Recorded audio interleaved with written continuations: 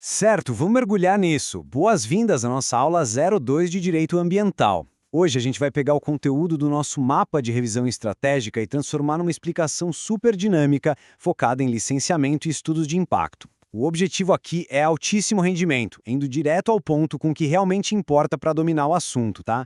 E para garantir que ninguém fique perdido, a nossa rota de hoje está bem clara. Primeiro, fundamentos. Depois, os ritos e tipos de licença, seguido de perto por prazos e estudos ambientais.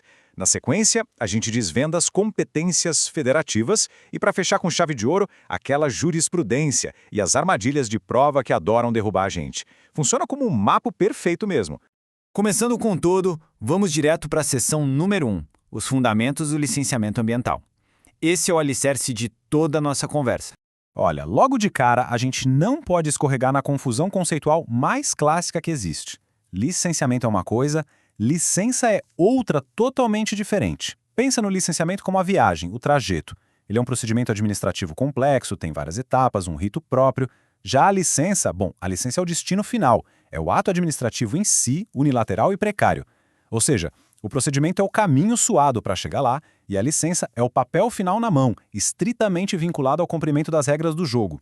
E de onde vem essa precariedade da licença? Tudo isso está fincado no artigo 225 da nossa Constituição. O ponto crucial aqui é a aplicação da cláusula rebus sic stantibus, que o nome chique, né? Mas na prática significa estando as coisas assim. O que isso determina no mundo real? Significa que, no direito ambiental, simplesmente não existe direito adquirido a poluir. Se amanhã a tecnologia mudar ou o cenário ambiental piorar, o Estado tem todo o poder de chegar e falar: opa, vamos modificar ou até cancelar essa licença que eu já te dei. A natureza sempre tem a palavra final.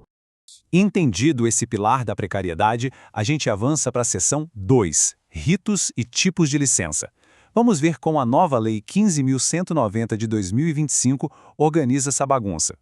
A lógica por trás dessa nova legislação é genial porque ela não exige a mesma papelada para tudo. Pensa comigo, abrir uma padaria de bairro não é o mesmo que construir uma usina nuclear, concorda? A lei calibra a burocracia com base no tamanho e no potencial de poluição. Isso nos dá 4 caminhos principais. O ordinário, para os projetos grandões, o simplificado, focado em agilidade, o corretivo, que serve para colocar na linha quem já está operando na ilegalidade, e o especial, dedicado a obras muito estratégicas. É uma gestão de risco super inteligente.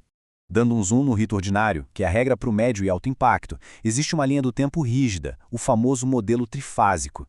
Começa com a licença prévia, a LP. Ela atesta só a viabilidade do local. E prestem muita atenção agora, é exatamente nessa primeiríssima fase que o Estado exige aquele monstro, o Estudo de Impacto Ambiental, o IA. Com a LP na mão, vem a licença de instalação, a LI, para poder construir de fato. E só no final das contas, com tudo testado, sai a licença de operação, a LO, para a máquina rodar. Claro que toda essa engrenagem roda sob relógios muito precisos e com base em muita ciência, o que nos puxa para a nossa seção 3, prazos e estudos ambientais. Vamos até dar uma pisada no freio aqui, porque prazo sempre despenca nas provas. A validade de uma licença nunca, repito, nunca é eterna. Para a fase de planejamento e obra, que são a LP e a LI, o prazo vai de 3 a 6 anos. Já as licenças que autorizam funcionamento diário, tipo a de operação e a única, têm um fôlego maior, vão de 5 a 10 anos no máximo. E a regra de ouro é chumbo grosso. Uma licença por prazo indeterminado é considerada sumariamente nula. Não existe. E quando a gente fala do embasamento disso tudo, precisa contrastar o famoso binômio EIA e RIMA. Eles andam juntos, mas são bem diferentes. O EIA é o documento puramente técnico, super denso, feito por uma equipe gigantesca de cientistas. O RIMA não inventa a roda. A função dele é pegar toda aquela ciência pesada do EIA e traduzir. Ele usa gráficos, mapas e linguagem simples. O objetivo? Transparência. É dar para o cidadão comum o poder de entender o que vai acontecer no bairro dele e debater isso de igual para igual nas audiências públicas. Estudos prontos, surge a pergunta inevitável. Quem é que assina o papel? Qual nível de governo tem a caneta?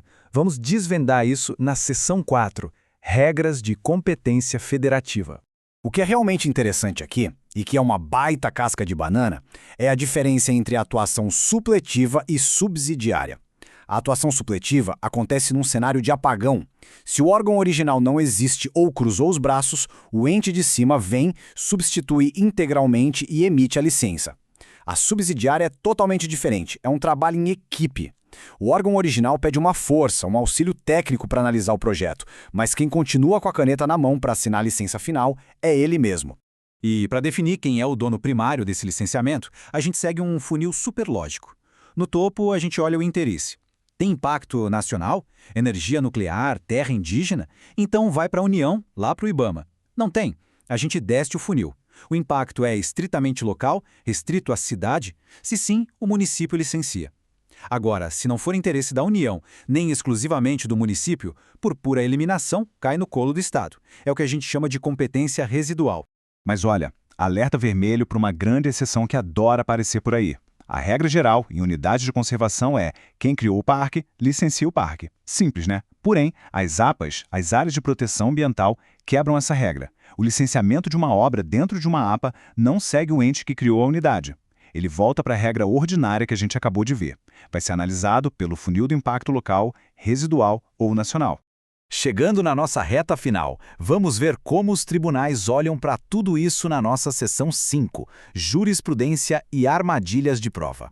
Aqui a gente separa quem decorou de quem entendeu. Primeiro, súmula 613 do STJ. Construir um resort luxuoso na ilegalidade e falar, já tá pronto, paciência, não rola. A teoria do fato consumado não existe no direito ambiental. Segundo, o EIA não é exigido para tudo, ele é exclusivo para impacto significativo. Terceiro, colocar dado falso num estudo ambiental é crime, previsto no artigo 69A e cabe até modalidade culposa. E sabe aquela regra de que o Estado tem 5 anos para anular um ato se não ocorre a decadência? Totalmente inaplicável para salvar licenças ambientais flagrantemente ilegais.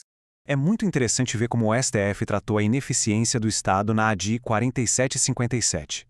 Se o governo demorar um tempo absurdo para analisar uma renovação, essa lentidão ativa aquela competência supletiva. O ente de cima pode intervir. Mas e esse é o ponto central. No direito ambiental, inércia nunca significa consentimento. O mero silêncio do órgão público jamais gera uma licença tácita para uma atividade poluidora. O que nos deixa com uma provocação excelente para fechar a nossa revisão de hoje. Se em quase todas as outras áreas do direito o tempo apazigua conflitos e traz estabilidade, por que o direito ambiental é tão radical? Porque ele ignora os 5 anos de decadência e rejeita o direito adquirido de poluir. A resposta é que o meio ambiente não é uma concessão comercial de hoje. Ele é um patrimônio inegociável protegido para gerações que ainda nem nasceram. É uma lógica baseada na preservação preventiva da própria vida. Pensem nisso quando forem resolver aquela questão difícil. Fica a reflexão e a gente se vê na nossa próxima análise.